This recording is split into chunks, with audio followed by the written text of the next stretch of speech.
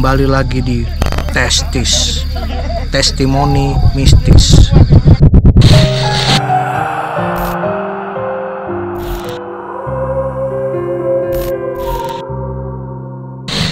Malam hari ini saya sedang berada di daerah Kampung Ulin di kawasan Bogor, melaksanakan off-road.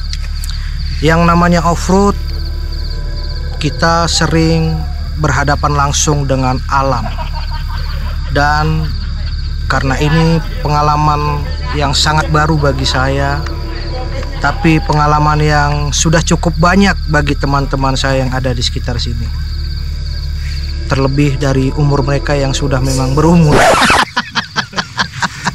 Nah, ini kita mau cerita-cerita dikit nih. Yang namanya kita off-road kan, yang di alam pasti ada pengalaman-pengalaman yang entah itu mistis atau memang sugesti atau memang mitos atau fakta. Karena gini, kemarin itu waktu aku off-road, waktu ke Citeko pertama kali, Om Tony dan istrinya bawa telur. Bukan telur istrinya. Iya, bukan telur istrinya. Tapi istrinya suka telur. Iya. Makanya bawa bekal. Iya. Nah, jadi mobil aku tuh mogok-mogok terus. Mobil tuh Miabi tuh mogok-mogok, kan trial and error. Mogok terus. Sampai aku bilang, "Wah, ini kok mogok-mogok terus nih, Om Ton, kayaknya ada yang salah nih." Iya, bener. Pas ya udah kita makan siang dulu deh. Waktu itu kita akhirnya makan siang dulu. Begitu makan siang dibuka, jebret di rantang ada telur rebus. Barulah semua, "Wah, lu bawa telur rebus sih, makanya jadinya kayak gini." Terus aku tanya, "Emang kenapa?" Kalau yang namanya off-road, kalau buat telur rebus, ini pasti ada aja kendala. Nah, itu kan ada mitos-mitosnya kayak gitu. Nah, kita mau tanya-tanya langsung nih. Kalau Om lah, Om kan udah lama nih main-main di off-road. Pernah nggak bisa sharing nggak pengalaman-pengalaman yang bisa dibilang tuh nggak biasa di off-road? Nah, Erik yang barusan belum lama main. Belum lama ini sih, sekitar awal Januari lah. Sebenarnya masih anget banget sih, sebenarnya baru happeningnya hutan larangan ya, Om Toh ya. Hutan larangan. Jadi di 2008 pernah ke situ, tapi dengan arah yang sebaliknya. Dan sekarang ini masuk dari arah turun sebenarnya yang saya tahu. Jadi ini udah mendekati finish si akhir itu sih sekitar jam 2 siang sih, 2 siang. Mobil paling depan, saya mobil sama navigator mobil paling depan. Itu dengan nggak sengaja navigator bilang, "Kok tumben dah di sini agak nggak enak," gitu bilang. Ternyata setelah keluar itu dia bilang, masih merinding sekarang pun masih merinding. auranya beda. Benar, tapi memang benar. banyak teman-teman juga cerita di situ tuh memang ya ada sesuatu lah tentang mistis gitu. Tidak mengada-ngada, tapi teman-teman banyak juga. Dan saya sendiri pun ngalamin dengan navigator gitu. Dia bilang, "Kenapa sih Adi ngomong gitu?" Dia bilang, "Ada nenek-nenek." Aduh, Allah, merinding banget gue deh. "Ada nenek-nenek," dia bilang. "Di mana?" Tadi yang pasti tanya, "Kok di situ beda?" Itu cuma nenek biasa pakai baju batik ala nenek, cuma rambutnya diikat di balik pohon. Udah, itu aja. Dia cuma ngeliatin aja. Duh, Allah, merinding banget ini. Itu bener-bener sih pengalaman yang paling baru dan ya sekali seumur hidup sih. Yang secara logika mungkin ada nenek-nenek di situ. Iya, secara logika masih sebenarnya. Ya itu sebenarnya sepi dan ya hutan. Kita tengah hutan gitu. Itu bener-bener yang nggak ya menurut saya sih nggak masuk di akal. Secara logika nggak masuk akal gitu. Paling itu sih. Yang nampak satu orang itu. Satu orang navigator, cuman navigator yang lihat. Dan dia cuman ngasih kode itu. Kalau mungkin dia ngasih tahu, bereaksinya mungkin bisa lain. Karena kan saya bawa mobil gitu kan. Dia masih bisa istilahnya ntar aja dibahasnya gitu. Dia di luar track. Itu sih yang paling baru banget. Gitu. Tapi ngomong Bang Be, dari tadi aku ngedon kok ada bayangan hitam di belakang situ, gak taunya pohon. Dari tadi aku merhatiin apa ini? Pohon nih. Serem lo, kayak orang berdiri di sampingnya. Kayak orang berdiri di samping dari tadi. Sebelum kesana, aku kan pertama kali ngajak off-road kau kan waktu itu ke Akasia. Nah, Siatna nih kan modelnya ribut aja kan. Kok tiba-tiba waktu itu udah habis maghrib, Pas malam, selama malam kau diam sampai keluar jalan raya baru kau bilang, "Bang, aku tadi sebenarnya." Terus pucat. Aku heran, kupikir kau ngantuk kan, navigator kau ngantuk. Nah, sini biar ku rekamin kau ceritanya gimana waktu itu. Kita pas mau maghrib bercanda-bercanda kan. Ya. Kalau tiba-tiba ada nenek-nenek, kita ada jalan jauh terus ketemu nenek-nenek yang sama sih pasti lucu nih bang, gitu kan dari awal. Ya kita awal Karena bercanda-bercanda. lah neneknya. Ya. Terus udah gitu, yang ketiga kali nenek-nenek masih ada terus ngomong, udah sadar ya cu, itu masih bakal lucu. Kita bercanda kayak gitu pas maghrib. Iya. Nah, sampai akhirnya udah lewat malam, jalannya kan semak-semaknya makin gokil tuh. Iya. Betul-betul mobil semak-semaknya udah ini. Sampai Iya. akhirnya ketemu Makin rimbun. satu akses yang harus pakai batang kayu. Betul. Jembatan buat Iya. Batang kayunya sempat kita susun-susun dulu tuh. ya kita nyusun dulu. Jadi tuh, kita turun dulu semua nyusun batang kayu, karena batang kayunya kayak batang kayu pohon kelapa bulat-bulat. pinus, Jadi pinus, setiap pohon pinus cuman digeletakin aja. satu kali mobil lewat bergeser, Geser. satu kali lewat bergeser. Geser. Jadi Terus semua orang turun lah. turun. Benerin dong. Saya turun. Awalnya niatnya mau bantu-bantu dong. Iya. Pas lagi nunduk, orang mobil pertama lewat turun. Tes. Begitu turun, kan kita kan sama-sama seharian tuh. Iya. Jadi muka gak mungkin lupa dong. Ya hafal dong. Hafal dong. Apalagi itu cuma 4 mobil waktu Iya. itu. Nah begitu turun, ih kok jadi orang yang suka main bulu tangkis bareng aku. Namanya Om Robi. Mau aku tegur tuh bang. Halo. Om Ro, kok di sini? Cuman otak kecil sadar dong. Kenapa ada orang ini di sini? Diem tuh aku. Ih, kok yang turun orang ganti? orang yang kau kenal dekat rumah. Iya, bajunya sama, turun hari ini cuman ganti. Mukanya ganti karena kepalanya sama-sama botak kan waktu itu. Dah, jalanlah aku lagi ke si jembatan kecil itu. Iya. Ku tengok lagi, ya Dia kok lagi. ganti lagi orang ini. Iya. Jadi ada orang lain mukanya ganti lagi. Semua aku tengokin orang semuanya mukanya berubah Sesuai- di situ. Tapi halu-halu ini tapi dia kenal Tapi aku orang kenal. itu. Misalnya Iya, kayak pokoknya aku sesuai ngeliat dengan- Om, Iya. Ah. jadi muka teman SD aku Iya, gitu-gitu. sesuai pikiran kita kan. Iya. Kan boleh deg-degan dong kenapa orang mukanya ganti. Akhirnya sebagai salah tingkah berdiri di depan Dia kayu. berdiri di depan kayu. Aku mau lewat naik mobil. Dia kan baru beres-beresin. Dia nunduk aja. Nunduk berdiri di atas kayu. Pinggir, aku bilang. Iya bang, maju aja, aku jagain kayu. Enggak, aku ngalangin. Iya bang, dia nunduk aja. Kenapa ini orang ini kan? Alasannya biar kayunya nggak naik. Padahal logikanya mobil sama aku kan beratnya berat mobil kan. Itu karena semua orang mukanya berubah. Bahkan orang yang kita bayar buat bantu-bantu, orang itu kan nunduk aja kan di Oh pinggir paret iya, kan. iya kita ada bayar orang tuh. Betul. Terakhir ku tengok, mukanya kok berubah semua. Dan itu kok baru setelah keluar dari udah dapat kota baru. Yang aku herannya cuman muka Bang Babe yang nggak berubah. Sama muka Iwo. Buk satu mobil Yang lah. satu mobil, yang kita gitu satu ya. mobil bertiga itu nggak ada yang berubah. Makanya pertama aku naik ke mobil sama Bang Babe jalan, aku diem kan. Iya. Karena aku mikir ini Babe asli apa bukan. Karena semua orang udah ganti. Kita jalan, itu dari kayu itu ketemu jalan yang banyak orang kan sebenarnya sebentar kan. Pantas kalau itu dia Aku melakukan. berasa lama bang. Ih kok lama kali nih. Tadi perasaan harusnya katanya tinggal sebentar nih keluar. Aku berasa ada 1 jam lebih bang. Makanya begitu udah rame, buang napas kan aku. Terus gue bilang kan, bang kok tadi jauh, gila kok cuma 5 menit loh kita keluar sampai sini. Itu aku berasa lama. Karena semua orang mukanya berubah. Habis itu Mas Edi kan ngomong, besok-besok jangan kapok-kapok lagi ya, kita ikut lagi. Muka kau berubah anjing. Dia ngomong begitu mukanya habis berubah dia.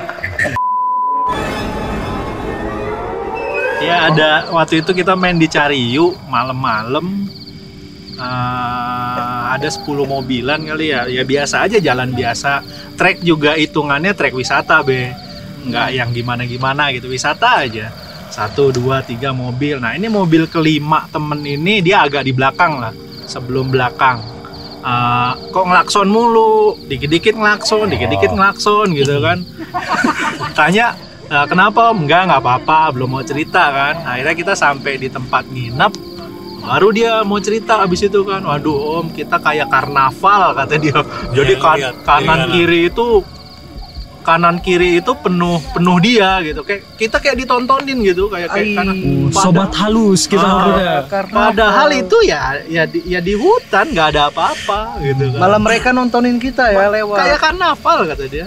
Itu aja. Seram itu. Memang kadang-kadang kalau jalan sama navigator atau temen yang bisa gitu kan ya suka ngerisih juga gitu. Ya, enam lah ya. Kadang-kadang masuk suatu daerah gitu kan, dia angkat tangan, assalamualaikum gitu. Kita yang udah paham dia, aduh ada berarti di sini. Waktu itu saya pernah ngadain yang di Tanjung Lesung bekas ada tsunami itu kan. Nah, tapi saya kebetulan di sana waktu itu bikin Kopdar Akbar dari komunitas Skin. Saya bikin acara di sana. Nah, Om Riko ini satu mobil dengan saya tandem, sengaja saya satu mobil berdua dengan dia. Ternyata dia itu memang punya indera keenam. Karena waktu yang tempat camping saya tuju itu di Tanjung Lesung itu ada namanya tempat bumi perkemahan, apa namanya saya lupa.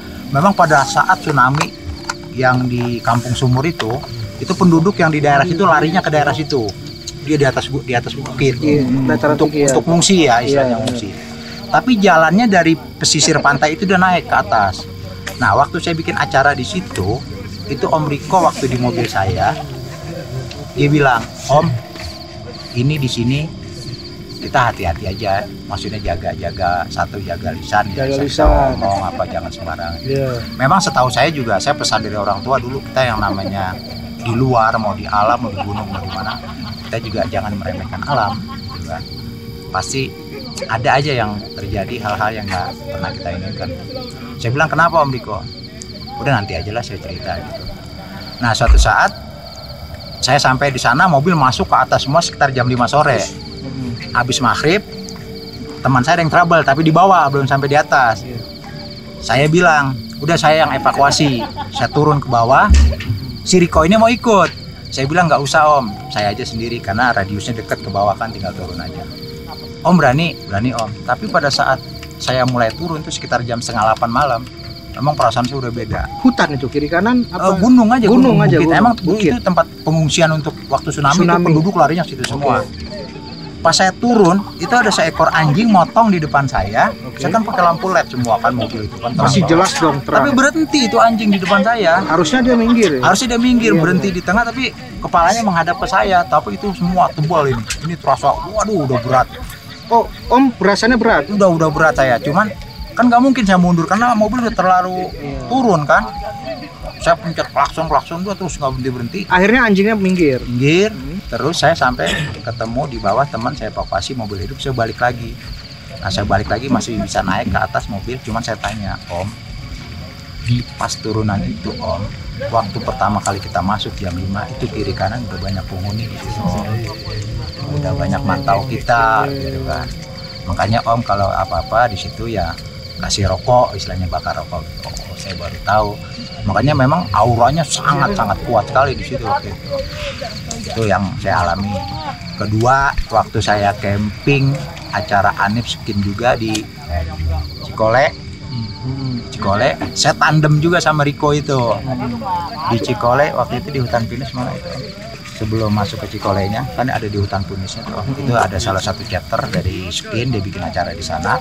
Itu jam kita lagi ngobrol gini Om. Cuman kita di bawah pohon pinus kan pada buka tenda semua. Waktu itu ada beberapa teman saya pada ngobrol. Itu sekitar 1:30 malam. Kita lagi sedang asik ngobrol seperti ini. Nah, Om Riko itu dia teriak. Dia bilang ke atas, turun, ini kan pohon pinus nih Om. Turun, jangan main di atas. Serem tapi juga di antara teman-teman ini nggak ada yang tahu. Dia bilang apa sih lu gitu kan. Tapi saya tahu karena saya tahu kalau dia aja bisa ngeliat. Udah. Akhirnya Om Riko minta rokok sama minta bikinin kopi kan. Lu bikin kopi, ngopi dulu, kita ngerokok. Langsung dia bawa ke belakang mobil di bawah pohon itu. Udah cerita, udah nggak apa-apa katanya. Iseng aja saya bilangnya Riko, tapi paginya dia cerita. Jadi penglihatan dia di atas pohon itu banyak anak kecil, dia lompat-lompatan antara pohon pinus satu dengan pohon pinus lain. Jadi di daerah Cikole juga saya pernah di sana. Itu 2 kali saya alami, walaupun bukan saya yang lihat karena saya tandemnya dengan Beliau. Riko. Berarti sebenarnya kalau kita offroad lebih bagus nggak ada orang yang kayak gitu, nggak tahu ya. Jadi kita tenang, nggak ada kepikiran apa-apa. Tapi kalau udah gitu kan pasti, apalagi kita tahu dia bisa ngelihat, pasti kan, aduh apalagi nih. Dia masuk tikungan, assalamualaikum kata dia. Berarti kan dekat. Nggak ada berarti kan. Tapi emang katanya ciri-ciri orang yang mau dimasukin atau memang ada, katanya memang berat ya. Ya terasa. Kencing dari Citeko, pokoknya ini lagi trouble. Aku itu malam juga itu yang sama Om Tony. Oh, Om Tony. Yang bawa telur Pertama itu. kali, yang bawa telur itu juga. Nah, aku kencing. Katanya kan lihat-lihat kencing, aku kencing mah biasa aja lah, kencing kan sendirian. Aku pakai senter handphone, bener-bener bawa aqua.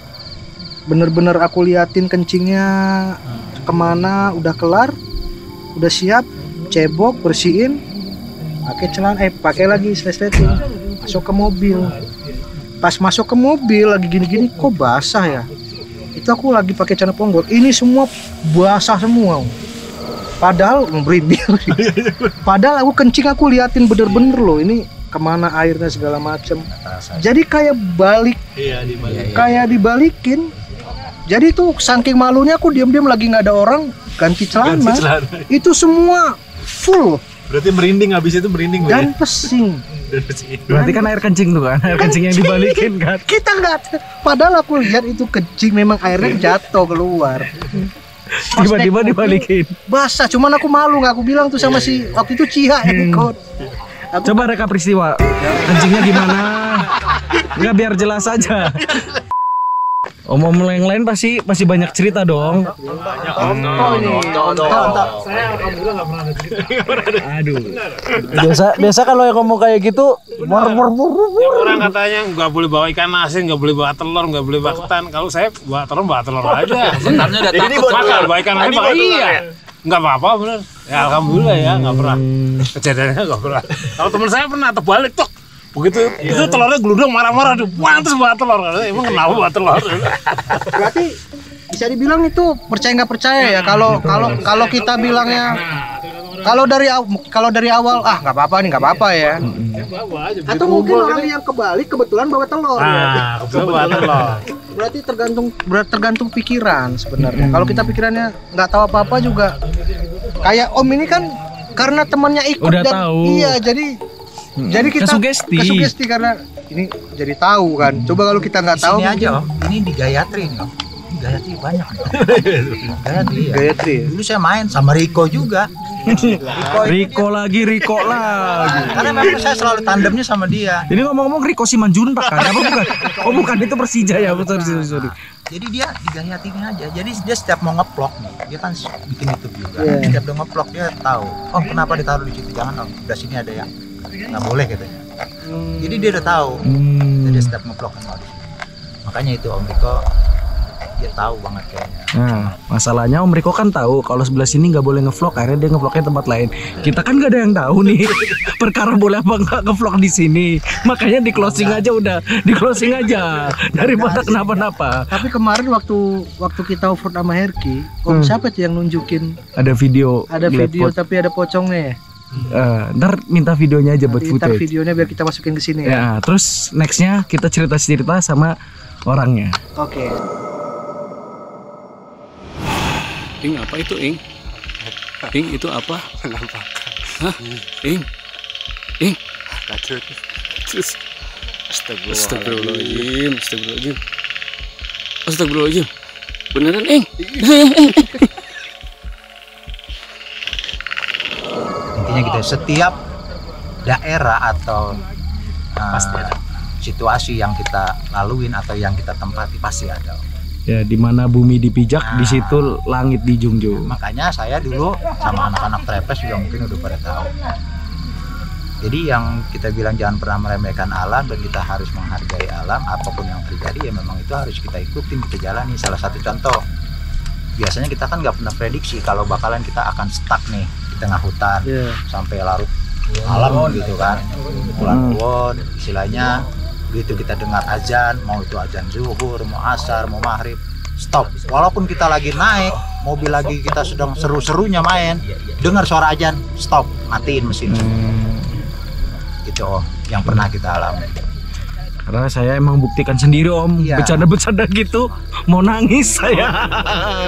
Itu aja. Mudah-mudahan kalau kita main terus azan berhenti dan ngomong juga nggak sembarangan, Iya.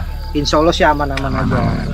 Insya Allah. Biasanya sih kalau orang-orang tua dulu, kalau kita melintasi salah satu jalan atau di daerah pegunungan atau apa, yang sekiranya agak auranya berbeda, biasanya kasih klakson.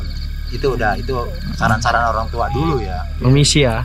Ya, kayak ada kali-kali Di kecil di film Terowongan Casablanca, Casablanca. terowongan jembatan, Klakson. klakson. Kalau kita main apa pasti kita akan lalui itu. Kasih lampu. Kali-kali kecil itu kita lewatin, itu kita harus kasih klakson atau permisi atau apa, bahasanya seperti itu kan. Saling menghargai, mungkin di situ ada penunggunya atau yang senang main di situ atau apa kan. Kalau kita mau buang air kecil juga sebenarnya nggak boleh sembarangan. Nah, juga sih. Om Tok nih, ini menarik nih. Om Tok kan termasuk orang yang nggak percaya kayak bawa telur bawa aja. Tapi kalau Om Tok sendiri, kalau misalnya buang air kecil permisi nggak? Nggak pernah permisi. buang air sembarangan sih. Oh, nggak pernah sembarangan. Oh. Jadi kalau misalnya kebelet di tengah hutan, Di botol di botol. Nah, dibotolin. bisa masuk gak bisa keluar. Yang enggak begitu. Bisa masuk ke bisa keluar, itu botolnya masih ada. Pas masuk kecil, keluar gede. Susah. Kayak pacet. Pang numpang gitu kan bahasanya ya. Iya. Orang Betawi nih ya, pang numpang, anak bagong numpang pipis. Iya. Terserah mau anak bagong, pokoknya kita mah numpang-numpang aja. Iya. Karena kita mencari aman. Biasa bisa diganti-ganti tuh anak. Pang numpang anaconda gitu. Bisa. Tapi ngebecandain itu juga iya. Bos kan namanya biar seru aja kontennya. Numpang anak dia kan pasti mikir, oh bercanda nih anak. Bos, giliran aku kenapa diseriusin? Udah seru nih. Oke, seru, mantap nih. Nanti kita bakal ngobrol-ngobrol lagi dengan pengalaman-pengalaman teman-teman yang lain.